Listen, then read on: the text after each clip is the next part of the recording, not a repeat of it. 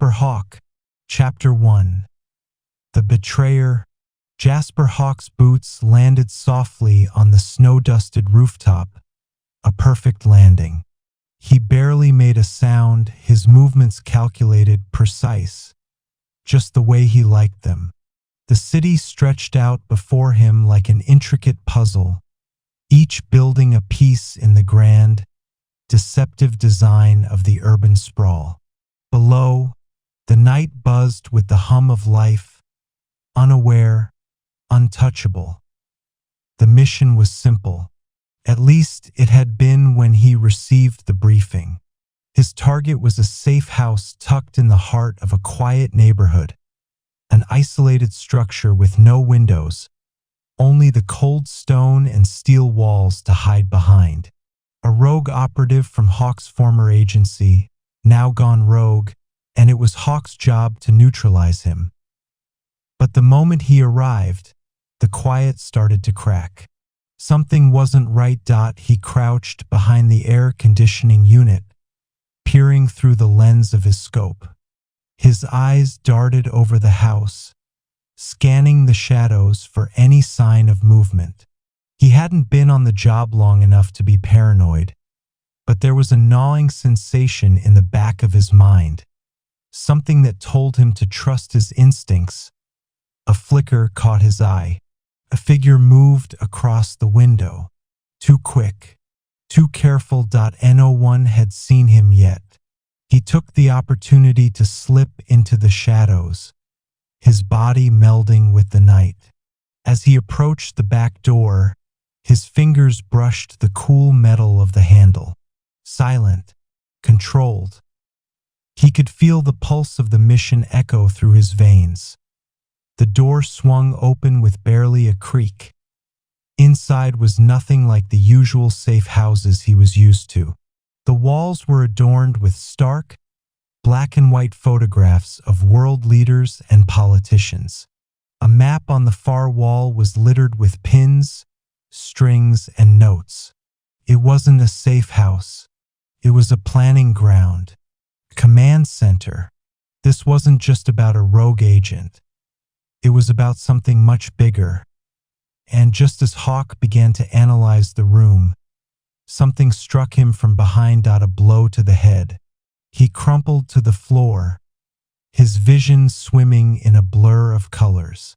Before he could regain control, a cold hand gripped his neck, lifting him to his feet.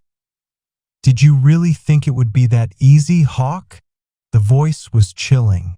Too familiar. Hawke's heart skipped a beat, though his face remained stone cold. "Bishop?" he rasped, struggling against the grip. The name sent a shiver down his spine. Bishop, his former colleague, the man who knew his every move, every weakness. They had fought side by side, trained together, trusted each other. Until the betrayal. Bishop's grip tightened, his cold breath brushing Hawke's ear. "You should have stayed out of it, Hawke. You never know when to walk away." The words hit like a punch. Bishop had always been the better agent, the more ruthless one, the more calculated. Hawke had followed his lead back then, but he had never expected this. Not from Bishop. "What's the plan?" Hawke gritted through clenched teeth. He couldn't afford to show weakness, not now. He had to stay focused. Bishop's laugh was dark, full of contempt. "You've already seen enough. No one gets to leave once they know too much." Hawke's mind raced. The man standing before him wasn't just a rogue agent anymore. He was part of something much larger, something dangerous. The pieces clicked together in an instant, the vague warning signs from his briefing falling into place. An assassination plot. World leaders. War. Bishop wasn't rogue. He was orchestrating something, and Hawke had stumbled into it, just like he had back in the old days. Before he could react, Bishop slammed him against the wall, knocking the breath out of him. I should have killed you years ago, Hawke, he muttered, his eyes gleaming with twisted satisfaction. But Hawke wasn't done. Not by a long shot. His training kicked in. His hands shot forward, grasping at Bishop's wrist with a vice-like grip. With one swift move, Hawke twisted, flipping Bishop onto the floor. Before the man could recover, Hawke stood over him, gun drawn, ready to end it. But something held him back. A flicker of hesitation. This wasn't just about Bishop anymore. It was about a threat that went beyond their personal history. The lives of millions hung in the balance. You're too deep in this, Bishop, Hawke said, his voice a low growl. Tell me who's behind it. We can stop this. Bishop's eyes darkened with a look that made Hawke's blood run cold. You really don't get it, do you? He laughed, a hollow, bitter laugh. You're already too late. In a flash, Hawke's senses went into overdrive. He saw it, the reflection of a shadow in the corner of the room. He didn't think, just moved. Rolling to the side, he dodged the incoming shot, the bullet tearing through the air where his head had been. The force of the blast threw him off balance, but Hawke was already on his feet, pulling his gun up. The shooter emerged from the shadows, another agent, an unknown face, but one filled with the same cold calculation as Bishop. Get down!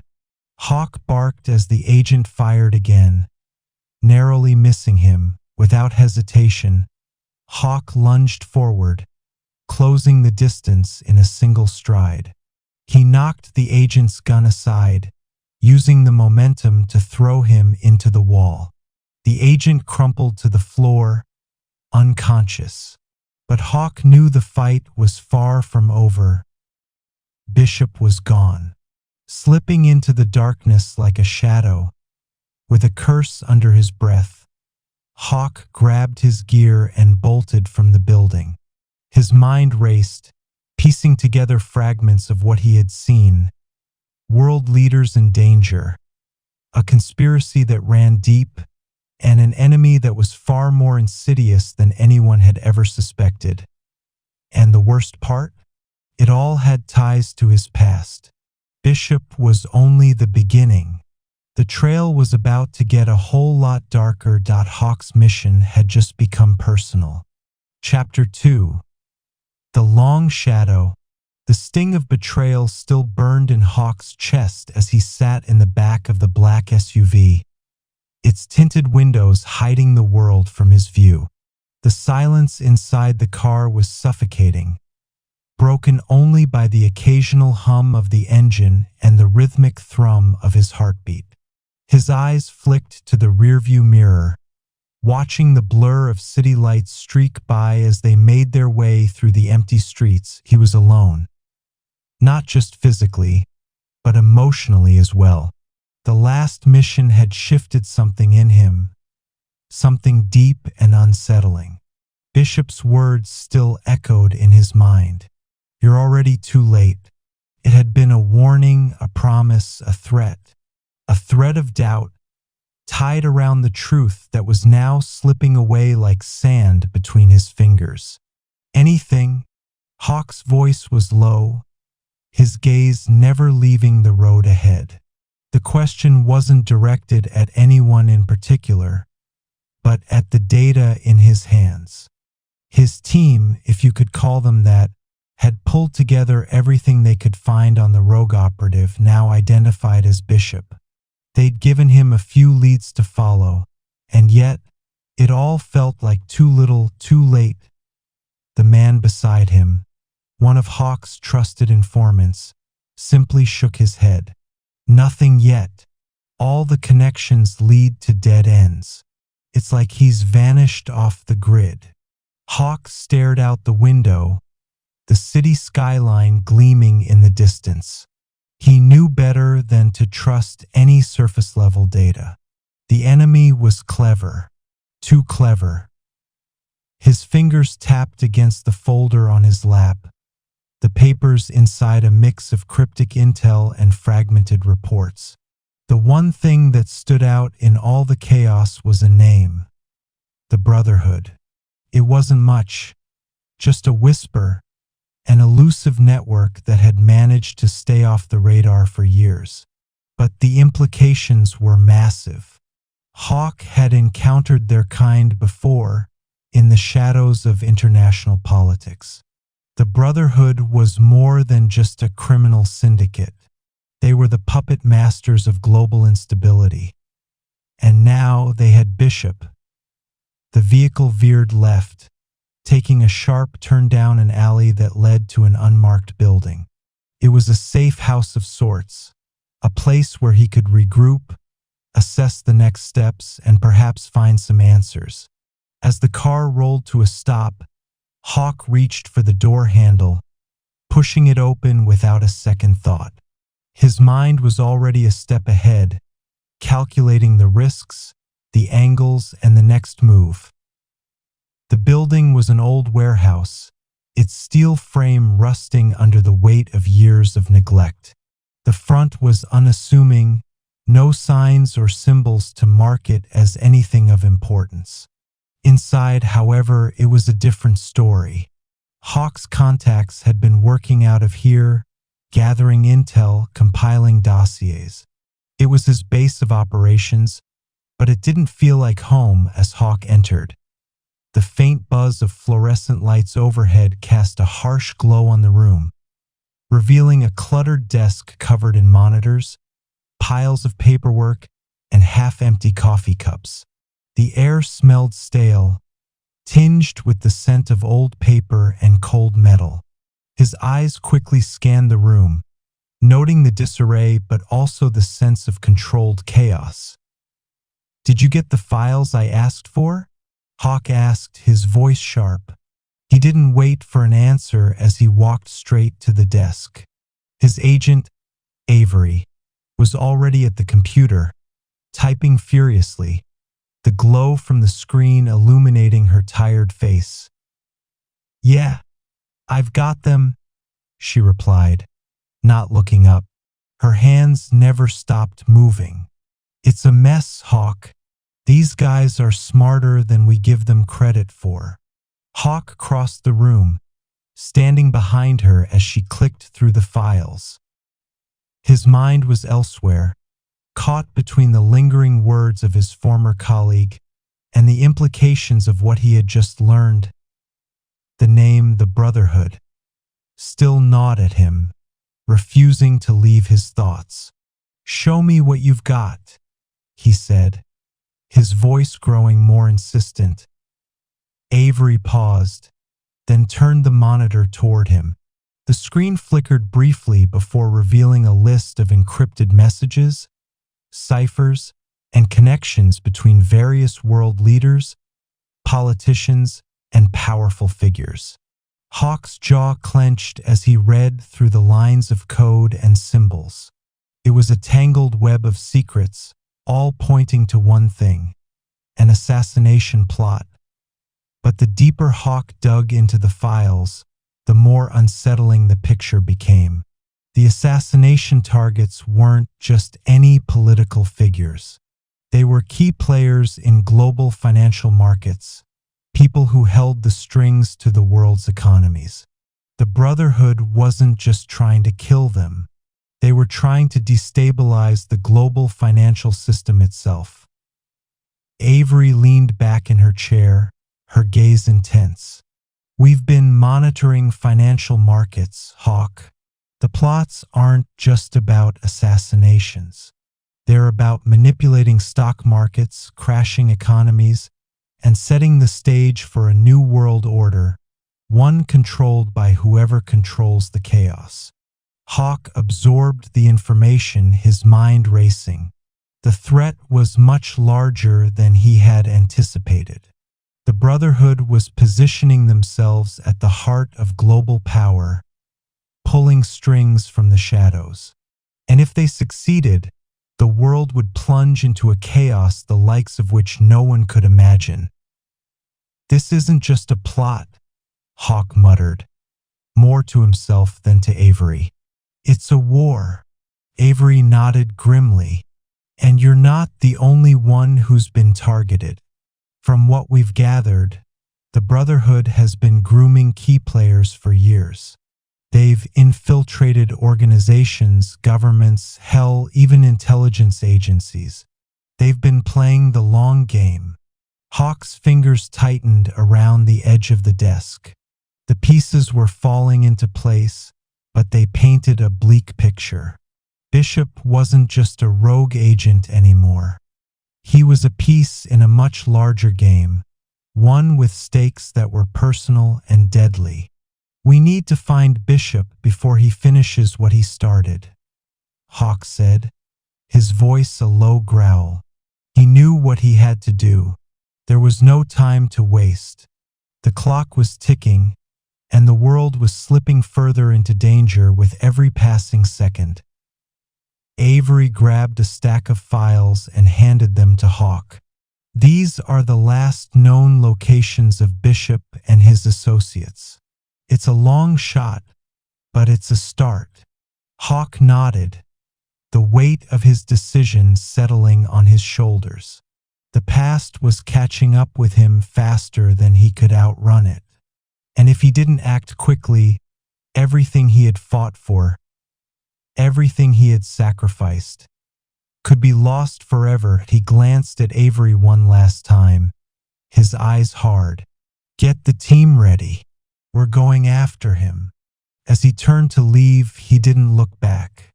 He couldn't afford to. The road ahead was dark, filled with danger and deception. But Hawke wasn't afraid. He was used to fighting in the shadows. And this time, he wasn't going to stop until the Brotherhood was destroyed. Chapter 3. The Web Titans. Hawke's mind was sharp, but the weight of the task before him pressed down like a heavy mantle. Bishop, the Brotherhood, a world teetering on the brink of chaos.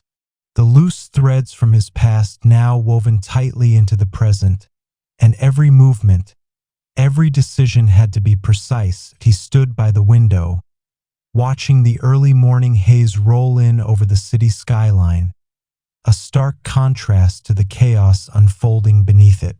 The rising sun glinted off the glass towers, but to Hawke, it only cast long shadows. His thoughts drifted back to Bishop, to their shared history. There was a time when they had worked together, when trust had been the currency of their partnership. Bishop had been sharp, a prodigy in the field. Hawke had always respected him, admired his ability to think 3 steps ahead. But now Bishop had turned into something else, someone willing to tear down everything they had fought for a cause no one truly understood. The mission wasn't just to stop a rogue operative anymore. It was about dismantling a dangerous network, a shadowy organization embedded so deeply in the global power structure that no one, not even Hawke, could fully comprehend the extent of their influence. The Brotherhood was like a virus, spreading through the veins of the world's governments, financial institutions, and intelligence agencies. Their tendrils hidden beneath the surface. IT was going to be a long road ahead, one filled with dead ends and false leads. But Hawke had been down this path before. He'd walked the fine line between shadow and light long enough to know when to step carefully and when to strike. Everything is in place. Avery's voice broke through the silence. She was standing in the doorway, her face illuminated by the soft light from the hallway. She held a tablet in her hand, eyes fixed on the screen. Hawke turned, meeting her gaze. "We're on schedule?" She nodded, her expression unreadable. "We have confirmed Bishop's last known location, a safe house in Montenegro. It's been quiet for weeks, but we know he's been moving. He's expecting someone, or something." Hawke let the information settle in. Montenegro, a small country, perched on the edge of Europe, caught between conflicting political and economic powers. It was a place where deals were made in the shadows, and the sound of whispers in dark corners could change the course of history. "Prepare the team," he said, his tone decisive. He didn't need to say more. Avery understood. She hesitated for a moment, as if weighing the implications of his words. "Hawke, are you sure about this? The Brotherhood, we're not just going after Bishop. This is bigger than we thought." "I know." The response was simple, but it carried the weight of everything they were up against. "But if we don't act now, the cost will be higher than we can afford." Avery's expression softened for a moment, but she didn't argue. She understood the stakes. The world was in turmoil, and the pieces were all falling into place. The Brotherhood had a plan, and they would stop at nothing to see it through. Within an hour, they were en route to Montenegro. Hawke and Avery sat in the back of the same black SUV, the hum of the engine a constant companion as the landscape outside began to blur into the night. Their destination was a small, nondescript villa tucked away in the hills of Kotar, a town known for its ancient walls and hidden passageways. It was the perfect place for someone trying to remain unseen. The drive was long, and the atmosphere inside the car was tense. Both of them knew what was at stake. They had no room for mistakes. The Brotherhood had already made their move. Bishop was just the tip of the iceberg. "We've also intercepted chatter," Avery said, breaking the silence. "There's something about an auction, a trade. Someone is buying something important." "Something important or someone?" Hawke asked, his voice low. Avery shot him a glance. "Does it matter? Whoever's behind this is playing with fire, and they don't care who gets burned." Hawke nodded. His thoughts were already on the next steps. The closer they got to Bishop, the more dangerous things would become. There was no going back from this. No safe place. No sanctuary. The villa came into view just as the first light of dawn began to break over the horizon. Its silhouette stood out against the hills, a modest building with a simple exterior that hid its purpose. To anyone else, it would have been a quiet retreat. To Hawke, it was a ticking bomb. They parked at a distance, remaining out of sight, and moved quickly, efficiently, slipping through the narrow streets of Kotar like shadows. The town was still asleep, its cobbled streets empty except for the occasional stray dog. It was a ghost town at this hour, perfect for an operation that demanded discretion. Hawke led the way, Avery following closely behind. The villa loomed ahead, its walls thick with years of history, but its windows dark and quiet. As they approached, Hawke felt the familiar thrill of anticipation that came with every mission. But beneath that, there was something else, an uneasy tension that gnawed at him.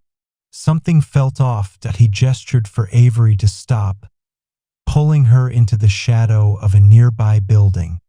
He could feel the hairs on the back of his neck rise, the sense that they were being watched. The darkness around them seemed to pulse with hidden intent. "What's wrong?" Avery asked in a whisper, her hand instinctively reaching for her weapon. "Stay sharp," Hawke murmured. "I don't trust this place. It's too quiet." A faint sound reached their ears, something shifting in the darkness. Hawke's instincts flared, and he motioned for Avery to stay low. His eyes scanned the villa, searching for any movement, any sign that they were not alone. and then it came. A shadow moving in the corner of his vision. Hawke's hand went to his gun, but he paused. The shadow was too fluid, too deliberate to be a coincidence. "This is a trap," Hawke said under his breath. Avery tensed. "How do you know?" "I can feel it," he said, his voice tight with the realization. They knew we were coming. The trap had already been set. Chapter 4. The trap closes. The chill of the early morning air cut through Hawke's jacket like a blade. But it wasn't the cold that made him shiver. It was the creeping certainty that they had walked into a carefully orchestrated ambush. The shadow at the edge of his vision had been no coincidence. Someone, maybe multiple someones, were watching, waiting. The question now wasn't if the trap would snap shut, but when.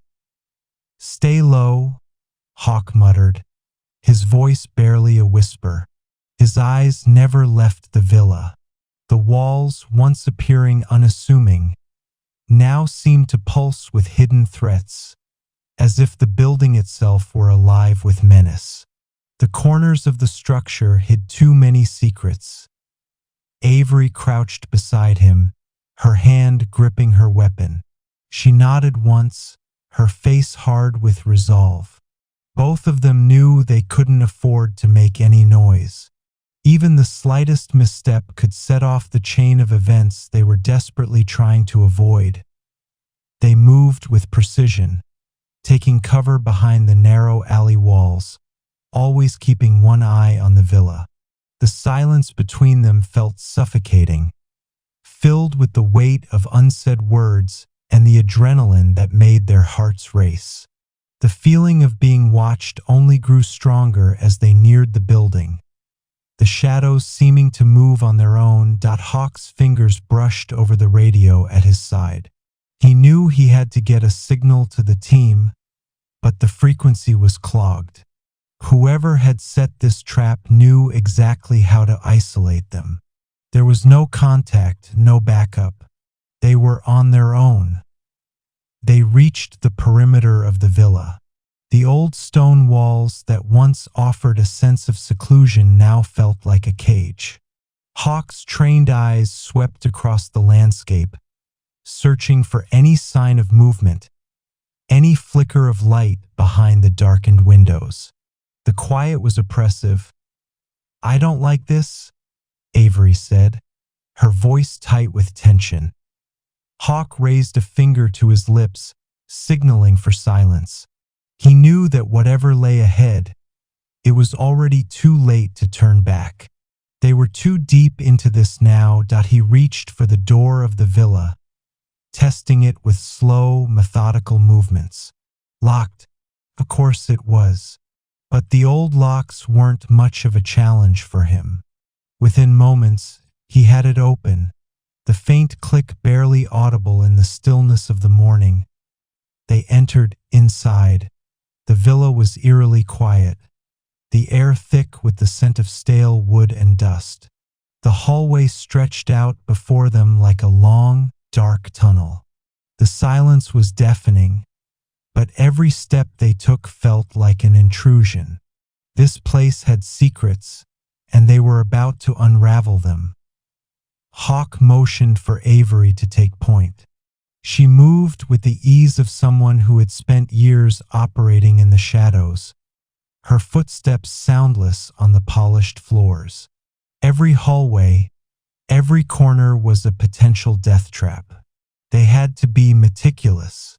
One mistake and it could be over. "Bishop could be anywhere," Avery murmured as they moved deeper into the villa. Her eyes flicked to every doorway, every room they passed, each one offering more uncertainty than the last. "He's here," Hawke replied, his voice low, filled with the confidence of a man who had been in this situation too many times. "He's not alone." Ahead of them, a door creaked open. Hawke's senses snapped into overdrive. His body went rigid, every muscle primed for action. Avery was already moving, instinctively falling into place beside him. The door was just slightly ajar, the faintest sliver of light leaking out from the crack. Hawke's heart rate picked up, but he didn't let it show. He knew this drill. They couldn't afford to rush. If it was a trap, and it was, every move had to be deliberate, controlled. Hawke gestured for Avery to cover him. He pushed the door open, his gun raised, ready for whatever lay beyond. The door swung open fully, revealing a room that was both familiar and foreign. A small study, littered with maps, papers, and what appeared to be a heavy-duty satellite phone on the desk. But there was something else.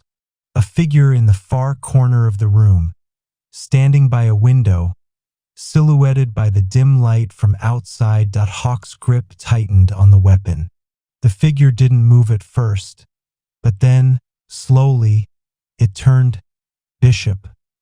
His old colleague stood there, a slight smirk curling the corners of his mouth. He wasn't wearing his usual tactical gear. Instead, he was in a dark suit, as though he were playing the part of a businessman rather than the rogue Agent Hawke had once known. "You shouldn't have come," Bishop said, his voice smooth, almost mocking. The words sent a chill down Hawke's spine, a confirmation of everything he had feared. Bishop was too calm, too composed. "Why, Bishop?" Hawke asked, his voice low but steady. "What happened to you? We were on the same side. You were my brother." Bishop's eyes flashed with something. Regret? Anger? But it was gone as quickly as it had come. "That was a long time ago, Hawke. You wouldn't understand. You never did." Avery shifted slightly, ready for a fight. Hawke held up a hand, signaling for her to hold off. The tension between him and Bishop crackled in the room, thick enough to cut with a knife. "What's the plan, then?" Hawke asked, his tone flat. "What's this all really about? The Brotherhood? The leaders you're planning to kill?" Bishop's smirk deepened. "The world's broken, Hawke. It's fragile, and it needs to be rebuilt. You wouldn't understand, not unless you see the big picture. But by the time you do, it'll be too late. Who's behind all this? Who's pulling the strings?" Bishop hesitated. For just a moment, his eyes flicked away, a crack in his otherwise unshakable demeanor. But then he regained his composure. "You'll find out soon enough. But trust me, you're too late to stop it. You're already a part of it." The room seemed to close in around Hawke. The walls felt like they were closing in, and every word out of Bishop's mouth made him more certain that this mission had spiraled out of control in ways he hadn't anticipated. This wasn't just a rogue operative. This was a plot that spanned far beyond their comprehension. "I'll stop you," Hawke said, his voice cold and final. Bishop's smirk faltered for a moment, and in that fleeting instant, Hawke saw the man he had once known. The idealist, the patriot, the man who had fought by his side in the shadows of countless missions. But that man was gone now. "And what will you do when the whole world is against you?" Bishop asked, his eyes narrowing. "When you realize that your hands are already stained?" Hawke's grip on his weapon tightened. "I'll make sure that whatever happens next, you won't be the one calling the shots." A single gunshot rang out, echoing through the stillness of the villa. But it wasn't aimed at Hawke. The trap had closed. Chapter 5. The echo of betrayal. The sharp crack of the gunshot echoed in Hawke's ears, reverberating through the room like a hammer on stone. For a split second, everything went still. Time seemed to stretch, the air thick with the tension of what had just transpired. Hawke's instincts kicked in, and he dropped to the floor, rolling to the side to take cover behind a bookshelf. Avery followed his lead, her reflexes sharp as always. The figure of Bishop was already fading into the shadows as the sound of the gunshot continued to resonate. The silence was deafening. Hawke's mind raced, but his training kept his body still. His eyes scanned the room, searching for any sign of a threat. But there was nothing. Nothing except the eerie stillness and the figure that had once been his brother-in-arms, now hidden from view. Avery's voice was barely a whisper as she crouched next to him. "What the hell was that?" "I don't know." Hawke's reply was gruff, his eyes narrowing. "But it's clear we're not the only ones who know about this place." He moved silently, his every motion calculated. His mind flashed back to the warning Bishop had given him. "You're already a part of it." The words hung heavy in the air, a grim reminder that whatever Bishop had planned, it was already set in motion. But who had fired the shot? And why was Bishop still so calm? Hawke's heart beat louder in his chest as he crept forward, trying to stay hidden in the darkened room. The tension in the air was palpable, like the calm before a storm. Something was coming, something worse than they had anticipated. As he rounded the corner of the bookshelf, he saw it, the glint of metal, a sniper's rifle, lying abandoned on the floor, near the far window. Hawke's breath caught in his throat. This was no accident. Someone had deliberately set this up. "Get ready," Hawke muttered to Avery, his voice low, urgent. "We're about to be hit. Stay sharp." Avery nodded without hesitation, her eyes scanning their surroundings, her posture alert. They had both been in situations like this before. Trapped, hunted. But this time, something felt different. There was a sense of finality, as if the clock was ticking down to something far bigger than just their survival. "Cover me," Hawke said before she could respond. The door at the far end of the room creaked open, and a silhouette emerged, and Hawke's heart skipped a beat. It was Bishop. But he was not alone. Behind him stood a tall figure, hooded, with the same eerie calmness that Bishop carried. The person's face remained obscured, but the outline of their posture, the way they stood, felt predatory, like a hunter closing in on prey. Bishop stepped forward, his eyes locking onto Hawke's with an unsettling calmness. "It's too late, Hawke. You're out of your depth." "What do you want, Bishop?" Hawke demanded, his gun still at the ready. But the unease in his voice betrayed him. This wasn't just about stopping a rogue operative anymore. This was bigger, much bigger. And it had personal stakes. Bishop's lips curled into a smile, but there was no warmth in it. "I'm afraid you're the last person who can stop what's coming. The game's already been set in motion. And you're simply another piece on the board." The hooded figure stepped forward, and Hawke instinctively reached for his weapon. But the figure raised a hand, gesturing for him to stop. "You still don't get it, do you?" Bishop's voice was laced with venom. "The power you're trying to stop, it doesn't belong to me. It doesn't belong to anyone in this room. It belongs to something much bigger." Hawke's grip tightened on his gun, but he didn't speak. The words felt hollow in his chest. There was something far more sinister at play here. "And now," Bishop continued, "you're about to see exactly who's pulling the strings." The hooded figure stepped into the light, revealing a face that sent a shockwave through Hawke's mind. It was someone he hadn't seen in years, someone he never thought he'd encounter again. Lena Waller, a name from his past, buried in the shadows of forgotten missions. Lena had been a fellow agent, sharp, cunning, and ruthless. The two had crossed paths more than once in their careers, but Hawke had never expected her to be part of this operation. She had been presumed dead. "Lena," Hawke whispered, his voice barely audible. She smiled, though there was no warmth in it. "Surprised, Hawke? I had a feeling you'd remember me." "Lena," the words stuck in his throat. "You're supposed to be dead, and yet here I am," Lena said with a cold laugh. "A lot's changed since you last saw me, Hawke. A lot's changed for all of us." Hawke's mind raced. The memories flooded back.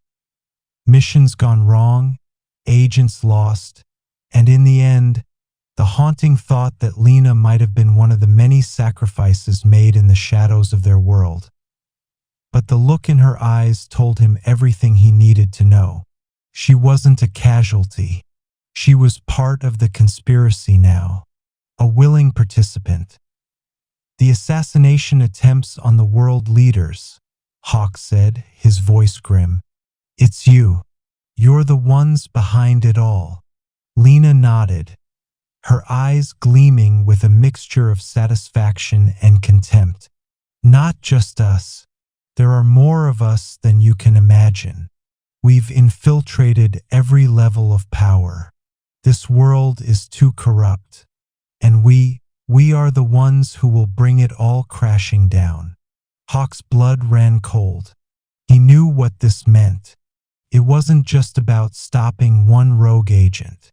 It was a full-scale global conspiracy, one that had been in the works for years. Bishop stepped forward, standing beside Lena. "And you, Hawke, are the perfect pawn to help us usher in the new world. You're too valuable to kill, but you're far too dangerous to let go." Hawke's eyes narrowed. "What do you want from me?" Bishop's smile was dark and predatory. "We need you to help us finish what we started. Help us eliminate the leaders who hold the world together. You know how it works, how to strike from the shadows. You've done it before." The weight of his words settled over Hawke like a heavy stone. He had been caught in a game far larger than he could have imagined, and now it was clear there was no way out. This wasn't just about a mission. This was about survival. But one thing was certain: if he had to burn everything down to stop them, he would. The world's fate was in his hands now, and Hawke wasn't about to let it slip through his fingers. Chapter 6. A Shadow's Price. The weight of the moment hung thick in the air, each breath Hawke took feeling heavier than the last. Lena's cold smile never wavered, and Bishop's presence only amplified the dread that churned in his gut. This was more than just an operation. This was a war, and it was one Hawke wasn't prepared to fight.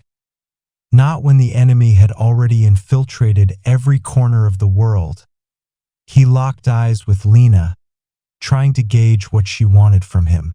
But she was a master of concealment, her thoughts as hidden behind the walls of her gaze as any other traitor he'd faced. "You've come a long way, Hawke," she said, her voice ice-sharp. "But it's too late. The wheels are already in motion. There's no stopping this." "Stopping it isn't the point anymore," Hawke replied, his tone low and deliberate. He had to regain control. "The question is whether I'm going to let you see it through." Lena tilted her head, as if amused by his defiance. "You think you have a choice? You've been playing in the shadows for so long. You've forgotten that there's always someone with their hand on the strings." Bishop took a step closer, his imposing figure filling the space between them. "We didn't just pull you back for your skill, Hawke. We brought you in because you know the system. You understand the rules. The world as we know it is decaying, and the only way to save it is to burn it all down. We'll build something new from the ashes. You're talking about chaos, Hawke said, his voice growing darker. Anarchy. You'll destroy everything. And from that destruction we'll rebuild, Lena countered. The old order is dying, and it's time for something more efficient, something that works. You see, Hawke, you've always been a part of the game. You've just never seen the bigger picture. Hawke's mind was a blur of possibilities, his heart beating faster with each passing second. The words they spoke, the promise of chaos, rang true. The world was already on the edge, and all it would take was a single push to send it tumbling over. Was that really the future they were offering? A future born from bloodshed and destruction? You'll burn the world down to rebuild it in your image, he muttered, more to himself than to anyone else. I've seen this before. I've heard this before, and it's always the same. You're using the same playbook as every dictator that's ever existed. Bishop's lips twisted into a grim smile. What does it matter? It's not the method that matters, Hawke. It's the outcome. The room grew colder as Hawke's eyes narrowed. He could feel the walls closing in, but there was still one thing left for him to figure out. How much of this was a lie? I'm not your pawn, he said, his words heavy with finality. And I'm not going to help you bring this down. Lena's eyes darkened, and for the first time, a hint of impatience flickered across her face. You think you can stop us? You're alone, Hawke. You're just one man, and you've already been marked. Hawke didn't flinch. His instincts were screaming, warning him that every second he spent in this room brought him closer to the edge. But one thing still lingered at the back of his mind, the truth about Bishop. What was his role in all of this? What did he really want? Bishop, Hawke said, his voice carrying an edge of suspicion. You're too calm. All this time, you've been working with them, haven't you? The moment the words left his mouth, he saw the flicker of something, an almost imperceptible shift in Bishop's eyes. It was enough. You know what, Hawke? Bishop said, his tone as cold as ever. You've been nothing but a tool, always will be. You just haven't realized it yet. It hit Hawke like a punch to the gut. All this time, Bishop had been playing both sides. There was no honor, no loyalty, just the cold, calculating moves of a man who had long since sold his soul. You betrayed me, Hawke growled, stepping forward, his fists clenched, every muscle in his body aching to land a blow. You were my friend. Bishop didn't flinch. I'm still your friend, Hawke, but the world has changed, and I'm on the winning side now. Hawke felt a pang in his chest, a sense of loss that only came when betrayal hit its peak. It wasn't just about the mission anymore. It was personal.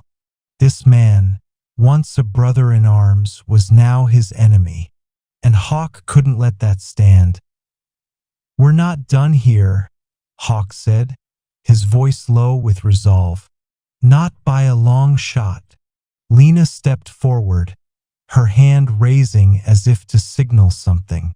A faint hum filled the air, and for a moment, Hawke felt an unsettling pressure in his mind. It wasn't physical, but something deeper. A sense of foreboding that told him they had one final play in mind.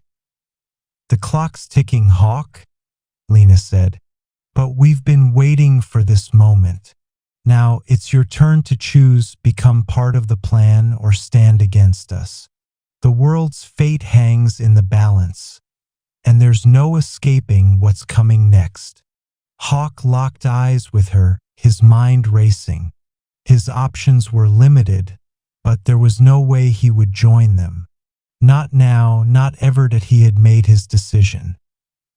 "I'll stop you," Hawke vowed, "one way or another." With a final, defiant glance at Bishop and Lena, Hawke turned and stalked toward the door. It wasn't just a fight for survival anymore. It was a race to prevent a disaster that could destroy everything he had ever fought for. There was no going back, and the stakes had never been higher. Outside, the night was still, the silence almost suffocating.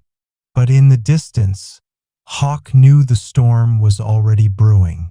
The game had changed, and as always, he was the one caught in the middle. But he was ready, because there was one thing he knew for sure: the war was just beginning. Chapter 7. The Heart of Deceit.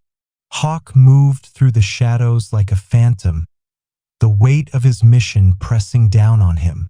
The city sprawled beneath him, a labyrinth of alleys and rooftops that had become all too familiar over the years. Every step felt measured, deliberate. Every sound felt like a potential threat. The city wasn't just alive, it was hunting him. But Hawke was used to being hunted. It was part of the game. The information he had gathered in the last 48 hours pointed to a single place: an abandoned industrial complex at the edge of the city. A place where no questions were asked, and answers were always hidden beneath layers of lies. This was where it all began, and if he was going to uncover the truth, he would have to go straight to the heart of it. The weight of the suppressed firearm in his holster was a familiar comfort, but he knew he would need more than just weapons to navigate what lay ahead. He needed answers, but more than that, he needed to find out who was really behind this. Lena's game was just the beginning. There was something larger, something far more dangerous at play. He could feel it. The complex loomed in the distance, its rusted skeleton rising against the darkened sky. The place had been abandoned for years, yet something about it felt wrong, like it was waiting. Just as he reached the outer gates and paused, scanning his surroundings. The faint buzz of a nearby generator broke the otherwise eerie silence. He didn't need to be told twice. This was a trap, and the only thing left to do was walk straight into it. Hawke's boots hit the ground softly as he moved into the complex, staying close to the walls. His instincts were on high alert, every nerve humming with the realization that someone was watching him. The walls felt like they were closing in with every step, the weight of the past pressing down on him like a suffocating blanket.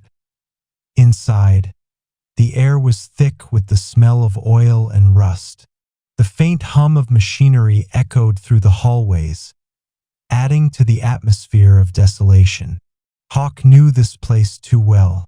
It had once been a hub for covert operations, a place where agents like him had been trained, a place where he had bled for a cause that no longer made sense. But now it was the domain of the enemy. His mind raced, the faces of his former comrades flashing through his mind. Lena, Bishop, traitors both. They had pulled him back into this world of shadows for a reason. But what were they after? What did they stand to gain by plunging the world into chaos? The sound of footsteps snapped Hawke from his thoughts, and his hand instinctively went to his sidearm. He moved swiftly into the shadows, his body pressed against the cold concrete wall. He could feel the presence approaching, the faintest sound of boots scraping against the floor. Someone was coming, but it wasn't just any someone. It was a woman's voice, low and cold. "You can't hide forever, Hawke." Hawke's heart skipped a beat. It was Lena. He moved quickly, positioning himself at a vantage point, watching as she walked past. She was flanked by two men, both heavily armed. But it wasn't the weapons that made Hawke uneasy. It was the calmness in Lena's demeanor, the sense of control she carried with her.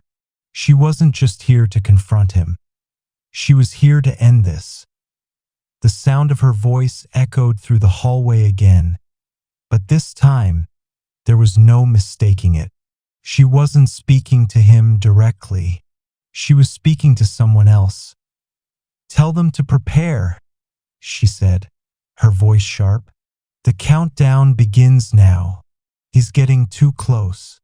Hawke froze, the words striking him like a physical blow. Countdown. What was she talking about? He had no time to process it further. He needed to act before she did. The moment they passed, Hawke emerged from the shadows, silently moving through the corridor. The space around him grew darker, more oppressive with each step, but his mind was clear. The room ahead, the command center, was just a few meters away. The entrance loomed before him, and with a deep breath, he crept inside, keeping his movements silent. The door creaked as he nudged it open, and he quickly slipped through. His eyes immediately scanned the room. There was a large table in the center, surrounded by monitors displaying surveillance footage, encrypted communications, and maps of global cities. And at the head of the table sat Bishop. It was like a punch to the gut. The man who had once been his closest ally was now the face of the enemy. His jaw clenched as the memories of their time together flashed through his mind. But that was the past, and now there was only the present. And the present told him one thing: Bishop was no longer a friend. "Still sneaking around, I see." Bishop's voice cut through the silence. His smile was cold, calculated. "You've been running, Hawke. It doesn't have to be this way." Hawke's fist tightened around the grip of his gun, but he didn't draw it. Not yet. He had learned long ago that patience was often the most dangerous weapon. "I never thought you'd be a part of this," Hawke said, his voice hoarse with emotion. "I thought you were better than this, Bishop." Bishop chuckled, but there was no humor in it. "You never understood, did you? It's never about what's right or wrong. It's about what works. And this works. We're about to change the world, Hawke. For the better. You'll see." Hawke's eyes narrowed. "You really think that? You think you're changing the world by destroying it?" Bishop stood, his movements smooth and deliberate, like a predator closing in on its prey. "It's not destruction. It's transformation. You'll learn to see it my way or you won't. But either way, the game is over for you." A chill ran down Hawke's spine. There was something in Bishop's eyes, something deep and calculating, something that made Hawke question everything before he could react. The door behind him slammed shut, and he turned in time to see Lena standing in the doorway, flanked by two more armed guards. "Game's over, Hawke," she said, her voice colder than before. "We gave you a chance, but now you'll either join us or you'll burn with the rest of the world." For the first time since this all began, Hawke felt the walls closing in on him. He was trapped with nowhere to run. But he wasn't finished yet. "I'm not done," he muttered under his breath. "And neither are you." The stakes were higher than ever, and he had no choice but to fight, whether it was for survival or for redemption. The clock was ticking, and Hawke knew one thing for sure: the battle had only just begun. Chapter 8. The Final Play. Hawke's heart pounded as he stood, cornered, surrounded by enemies whose faces had once been familiar. Lena, Bishop, and the shadows of their twisted machinations closing in around him. He had been in tight spots before, but this felt different. The walls of this room weren't just physical. They were mental, psychological traps meant to break him. Every step he took now would be watched, every decision weighed in a game that only Lena and Bishop knew the rules of. But for the first time in his life, Hawke knew the truth. There was no way out unless he outplayed them at their own game. Lena's smile was tight, calculating, but the edges of her expression betrayed something Hawke hadn't seen before: hesitation. It was fleeting, gone as quickly as it had come, but it was enough to plant the seed of doubt in his mind. She wasn't as certain as she was trying to appear. "I've waited a long time for this, Hawke," she said, her voice cold and resolute. "You should have stayed out of this. Now you'll pay the price for your loyalty to a dying cause." Hawke met her eyes, refusing to flinch. "I never thought you'd be the one to bring it all down. You were always about the mission, Lena. What happened?" Her gaze flickered, but she recovered quickly. "The mission changed. You just couldn't see that." She stepped forward, the sound of her heels echoing in the silence. "You're weak, Hawke. You always were. That's why we left you behind." The words hit harder than any punch could. They were a reminder of how far she had fallen from the woman he had once trusted, once fought alongside. She wasn't the same person, and neither was he. He had changed in ways that made him question everything he thought he knew. The world was no longer black and white. Behind her, Bishop was silent, his eyes flicking between Hawke and Lena, calculating his next move. He had been quiet, but Hawke knew that meant he was the real threat. Bishop was always one step ahead. Always. "You always thought you had the upper hand, didn't you, Hawke?" Bishop spoke now, his voice smooth and mocking. "You were good, but not good enough. The world is changing, and you're too caught up in your old ways to see it. You're out of your depth now." Hawke's grip tightened on the gun in his hand. He had to buy time, buy himself a chance to think, to make them underestimate him just for a moment. Every second counted. "You really think you can control everything, don't you?" Hawke said, his voice low but firm. "You don't even realize what you're about to unleash. You're playing with fire, Bishop. And the moment it burns out of control, you'll wish you never started this." Lena's laugh was short, bitter. "You don't know anything about fire, Hawke. We've already lit the fuse. There's no stopping it now." Bishop moved closer to the console at the side of the room, where multiple screens flickered with global data, maps of the world, cities, markets. The countdown was visible on one of them, ticking away, reminding Hawke that time was running out. If they followed through with their plan, global chaos would erupt. Markets would crash, governments would fall, and wars would spark across the globe. It would be the beginning of a new order, one shaped by their hands. Hawke took a steadying breath. This wasn't just about stopping them. It was about preventing a catastrophe that could alter the world forever. "I've seen your plan," Hawke said, slowly moving his hand toward his communicator. "It's not going to work. You don't have the control you think you do." "Control?" Bishop's voice dripped with scorn. "It's not about control anymore, Hawke. It's about power. True power. And the only way to achieve it is by letting everything burn." Hawke's eyes flicked to the console Bishop was standing at, the countdown clock ticking relentlessly. His mind raced. If he could disable the countdown, if he could get close enough, no, it was too risky. But there was no other choice. He had to move now. A flash of movement caught his eye. One of Lena's guards, still at the door, watching, waiting, had stepped slightly out of position. It was subtle, but it was enough.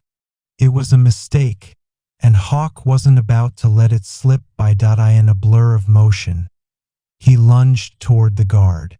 The sharp crack of a gunshot echoed in the room as Lena shouted in surprise, but it was too late. Hawke had already disarmed the guard, the weapon now in his hand.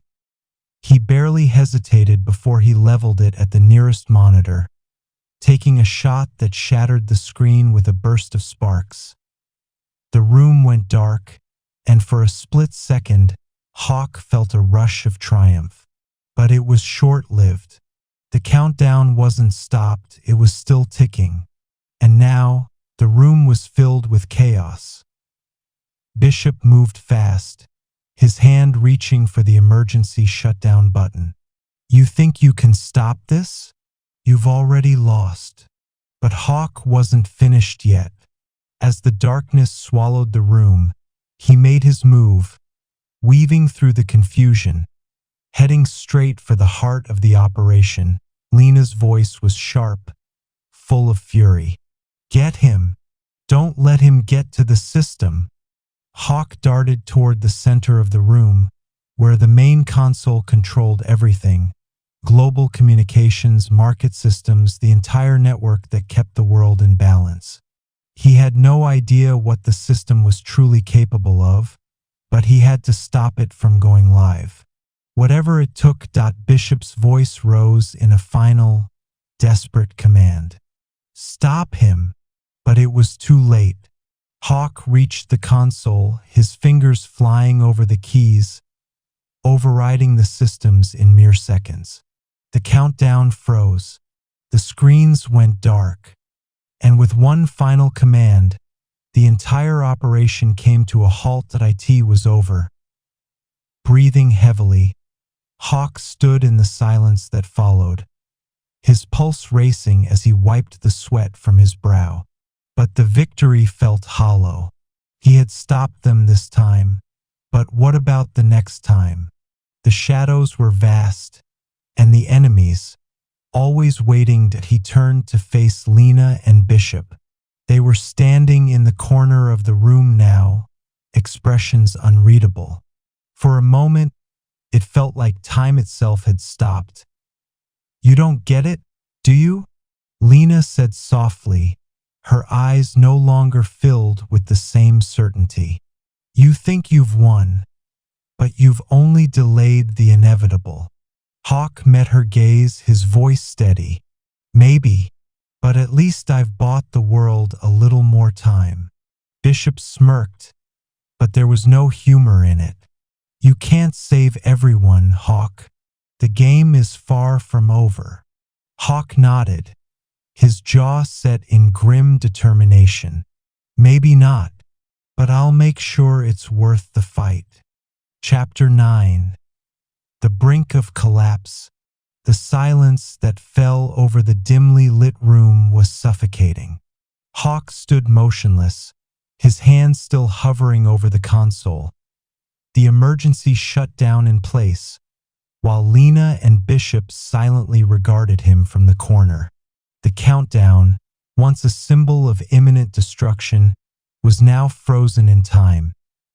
Still, yet somehow brimming with the promise of consequences that would ripple far beyond the walls of this room. Hawke's eyes narrowed as he processed the information on the screen in front of him. He'd stopped the immediate threat, but there was more at play. Much more. Lena's earlier words echoed in his mind. She was right about one thing. This wasn't over. It was only the beginning. A sudden buzzing from his earpiece snapped him back to reality. It was Stanton, his contact inside the agency. The voice on the other end was strained, urgent. "Hawke, we've got a problem." A big one. You need to get out of there now. Hawke didn't have to ask for clarification. Stanton's voice carried the weight of a dozen crises unfolding at once.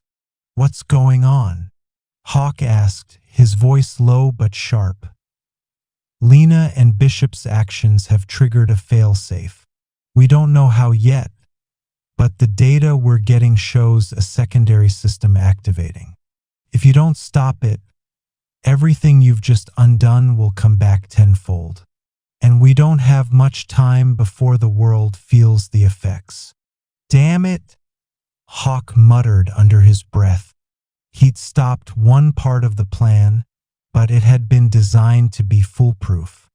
Even now, Lena and Bishop were working to trigger a secondary protocol, one that would make everything they had planned seem like a minor inconvenience in comparison.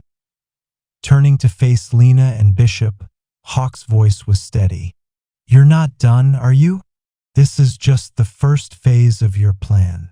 Bishop chuckled, a sound that grated on Hawke's nerves. You're smart, Hawke. Too smart for your own good. But you're right. This isn't the end. It's just the beginning. We've already prepared for the possibility that you'd stop us here. But what we're really after, you'll see soon enough. Hawke's eyes narrowed. He had to move and fast. Every second was precious. They had engineered a situation so vast that even if he shut down this room, the world would begin to spiral into chaos before they could trace the origin. Stanton, he said, his voice now hard as steel. Where's the secondary system? I need to know exactly what I'm up against. There was a brief pause before Stanton replied, his tone grave. It's tied to a satellite network, Hawke. It's global and the failsafe's already in orbit. If it activates, it could bring down every communication grid, every financial system, and destabilize every government on the planet. We've never seen anything like this before. The words hit Hawke like a slap. A satellite network capable of collapsing the global order. A digital Armageddon. Where's it located? Hawke asked, already moving towards the exit, his pulse quickening. It's near the South Pole, Stanton answered quickly. We don't have exact coordinates, but we're working on triangulating its position. You've got a window of maybe 4 hours before it locks in. 4 hours. It wasn't much time, but it was enough. Hawke's mind clicked into overdrive, analyzing their options, calculating risks. He couldn't afford to hesitate. Turning back to face Lena and Bishop, Hawke's voice was calm, but there was a certain finality to it now. You've made a mistake. You're running out of time, and I'm the only one who can stop this. Lena's eyes flickered with something. Resentment? Fury? Or perhaps something more dangerous? Regret. But before she could speak, Bishop intervened, his voice as cold as ever. We've already won, Hawke. You think you can stop the inevitable? You're too late. Even now, you can't comprehend the scale of what we've set in motion. You'll never reach it in time.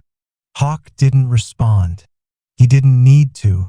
Every word Bishop said only made him more resolute. The enemy was too focused on their arrogance to see the truth. Hawke had a plan, and he wasn't about to let them succeed. Not on his watch. The door to the control room slid open, revealing a heavily armed security team. Hawke had been anticipating this. They had been waiting for this moment to take him down. An ambush meant to ensure that he never left the building alive. But Hawke had one thing they didn't, an advantage in the shadows. Before they could react, he'd already disarmed the nearest guard and incapacitated another with a swift blow. His movements were quick, precise. Every action was calculated. Every second counted. Stanton's voice crackled in his earpiece once again. Hawke, we've got a location. The satellite relay is in a remote facility near the Antarctic Circle. You've got 2 hours to get there before it's locked down. If you don't shut it down, we won't be able to track it anymore. Hawke's heart pounded. 2 hours. It wasn't much time, but it would have to be enough. He shoved the last guard aside, making his way down the hallway at a sprint, adrenaline fueling his every step. He reached the elevator in seconds, slamming the button for the ground level. He couldn't afford any more delays. As the doors closed, he caught a brief glimpse of Bishop and Lena, still standing in the room, silent, watching him with expressions that betrayed nothing. But Hawke didn't have time to waste on them.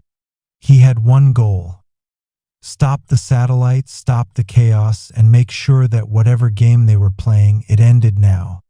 Chapter 10. The final countdown. The roar of the helicopter's blades cut through the biting wind as Hawke strapped himself into the seat, his eyes fixed on the horizon. The Antarctic landscape below was a barren, frozen wasteland.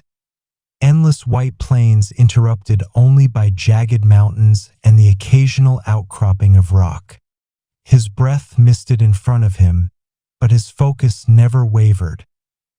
The coordinates Stanton had provided led them to a remote research facility nestled deep within the icy expanse. It was an isolated location, ideal for a clandestine operation. But the mission at hand was anything but ideal. Hawke had just 2 hours before the satellite system was fully locked in, rendering any attempt to stop it futile. He couldn't afford failure. Not this time. As the helicopter descended toward the facility's landing pad, Hawke reviewed the situation one final time in his mind. The satellite, once fully operational, would trigger a cascading failure across every communication network on the planet.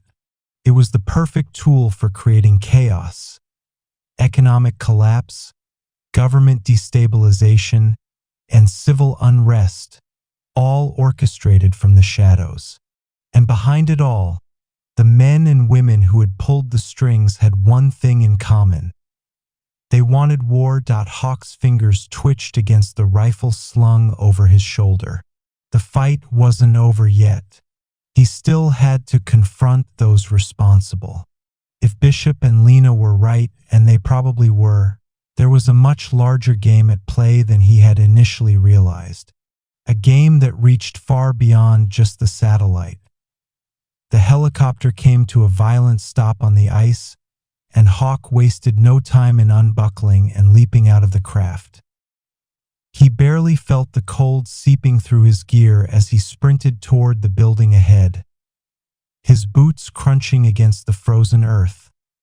Inside the facility, the walls were cold, metallic, and sterile.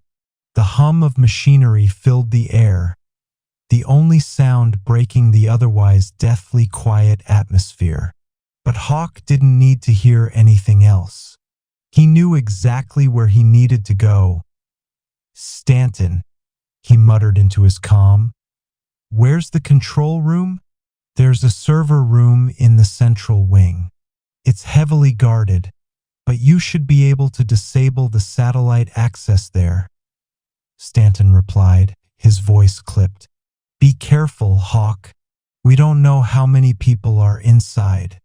They'll be prepared for you." Hawke gritted his teeth. He expected as much. Still, he wasn't about to let that stop him. Every step brought him closer to the enemy, closer to the truth.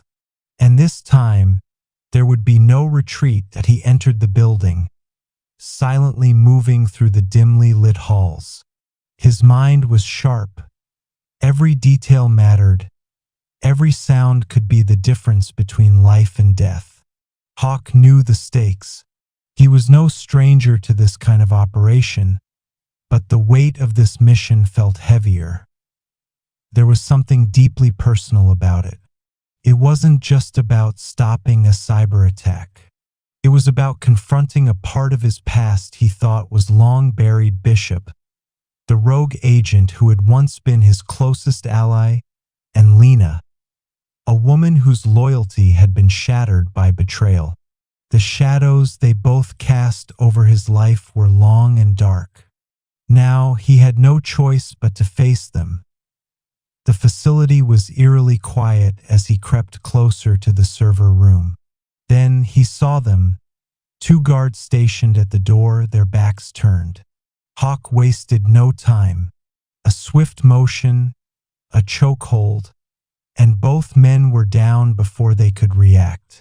He moved on, slipping past the now unlocked door and into the control room beyond. Inside, a series of screens blinked in front of him, displaying a web of data, satellite feeds, and system protocols. Hawke's eyes immediately zeroed in on the most important screen, the one showing the satellite's current status. It was locked in position, its countdown nearing completion. "Stanton, I've got the control room," Hawke said, his voice low but steady. "I need the override codes." The response came quickly, a string of numbers and commands delivered in rapid succession. Hawke entered them into the system, his fingers moving with practiced precision. But just as he was about to trigger the shutdown, an unexpected voice cut through his earpiece. "You think you can stop this, Hawke?" The voice was familiar, cold, calculated. Bishop. Hawke's jaw clenched. "This ends here, Bishop." A sinister chuckle echoed from the other end. "You always were predictable, but I'm afraid you've already lost. The satellite will be triggered no matter what you do. You're too late." Hawke's gaze hardened as he looked at the countdown clock. It was ticking down with terrifying speed. Bishop was wrong, though. He wasn't too late. He wasn't going to lose. "Not this time," Hawke muttered, slamming his hand down on the keyboard. The screens flickered, the satellite feed briefly cutting out, then coming back online. Hawke's fingers flew across the keys as he fought to override the system, the countdown still ticking down. Then, as if time had stretched into eternity, the final command was entered. The satellite's connection to the global network was severed in an instant. The countdown froze. For a moment, there was nothing but silence. Then, the relief hit like a tidal wave. Hawke had done it.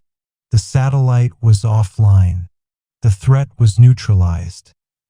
But even as victory surged within him, Hawke knew it wasn't truly over. The network might have been stopped, but the conspiracy ran deeper than the satellite. It ran through the very veins of the power structures that held the world together. As Hawke turned to leave the room, his calm crackled again. "You may have stopped the satellite, Hawke," Bishop's voice was low. "But there's more where that came from. Much more." Hawke didn't respond. He didn't need to. The battle was far from finished, but for the first time in a long while, he felt a glimmer of hope. The first piece had fallen, and with it a door had been opened. But the war wasn't over. Not yet.